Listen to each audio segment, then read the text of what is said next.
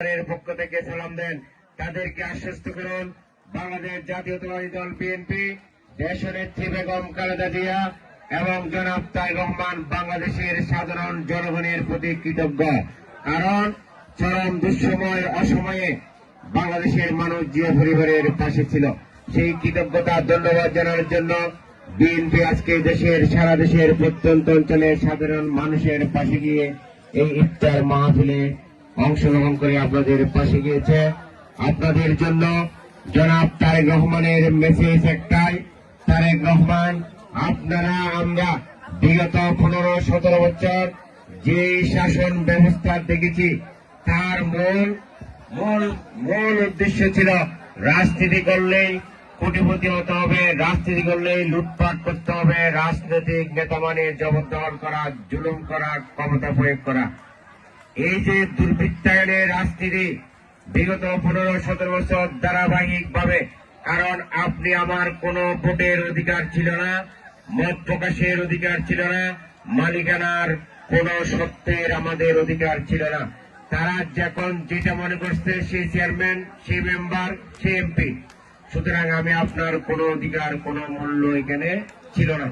এই যে দুর্বৃত্তের রাজনীতির দুর্বৃত্তায়ন, সেই মানসিকতার বিরুদ্ধে আগামীর যে সাম্য মানবিক বৈষম্যহীন বাংলাদেশ বিনির্মাণের যে স্বপ্নদ্রষ্টা দেশনায়ক জনাব তারেক রহমান আপনাদেরকে আশ্বস্ত এবং আপনাদেরকে নিশ্চিত করার জন্য মেসেজ দিয়ে পাঠিয়েছেন যে বিএনপি আগামীতে রাষ্ট্র ক্ষমতা পরিচালনায় আপনাদের যদি সমর্থন পায়, আপনারা যদি বিএনপিকে দেশ সেবা করার সুযোগ দেন, অবশ্যই বিএনপির সরকার হবে বাংলাদেশের জনতার সরকার। সে যে যত বড় নেতাই হোক, নেতা যখন আপনি বলবেন নেতা, তখন নেতা হবে। শক্তি দিয়ে, বেশি শক্তি দিয়ে, ক্ষমতা দিয়ে কখনো আপনার উপর ক্ষমতারি করার সুযোগ এই দলে থাকবে না। এই দলে যদি নেতৃত্ব দিতে চায়, জনতার নেতা হতে হবে। বলিয়া থেকে যে নেতা হতে চায়, তাকে বলিয়ার মানুষের সমর্থন নিয়ে এই নেতা হতে হবে এবং ওই নেতার কাজ হবে যে জাতীয়তাবাদী আদর্শে বিশ্বাস করবে, যে তারেক রহমানের রাজনীতিতে বিশ্বাস করবে, আস্থা রাখবে।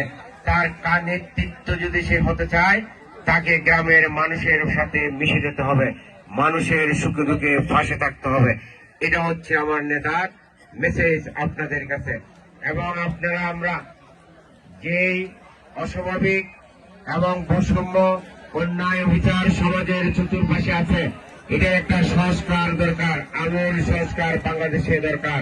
যে সংস্কার তারেক রহমান 2 বছর আগে ঘোষণা করেছেন, যে বাংলাদেশের মানুষকে কিভাবে দেখতে চায়, বাংলাদেশের গ্রামীণ আবাসন ব্যবস্থা কিভাবে দেখতে চায়, গ্রামের মানুষের কৃষকদের উন্নয়ন কিভাবে দেখতে চায়, আগামীতে বাংলাদেশকে কিভাবে দেখতে চায়, তার জন্য 31 দফা সংস্কার কর্মসূচি ঘোষণা করেছেন আজ থেকে 2 বছর আগে। যাতে আপনার চিকিৎসার নিরাপত্তা, আপনার চাষাবাদের নিরাপত্তা, আপনার বিপদে রাষ্ট্র আপনি পাশে থাকবে, এই নিরাপত্তা সবকিছুর নিশ্চিত কিভাবে হবে, ওই বিষয়গুলো সুনিপুণ ভাবে জাতির সামনে, আপনাদের সামনে তুলে ধরেছেন। সুতরাং আমি আপনাদেরকে অনুরোধ করে জানাতে চাই, বিগত এই 17 বছর যাবৎ একদলীয় শাসন ব্যবস্থায় যেভাবে আমরা পথহারা, দিশেহারা হয়ে গেছিলাম, সেখান থেকে আল্লাহ রাব্বুল আলামিন তাআলার রহমতের বদলেতে 5 আগস্টে সেই ফ্যাসিবাদের পতন হয়েছে। ফ্যাসিবাদ বাংলাদেশ ছেড়ে পালিয়ে গেছে। ফ্যাসিবাদ বাংলাদেশ ছেড়ে পালিয়ে গিয়ে আজকে যে পরিবেশ আছে, আজকে এখনো বাংলাদেশে মানুষের ভোটাধিকার প্রতিষ্ঠিত হয় নাই। ইনশাআল্লাহ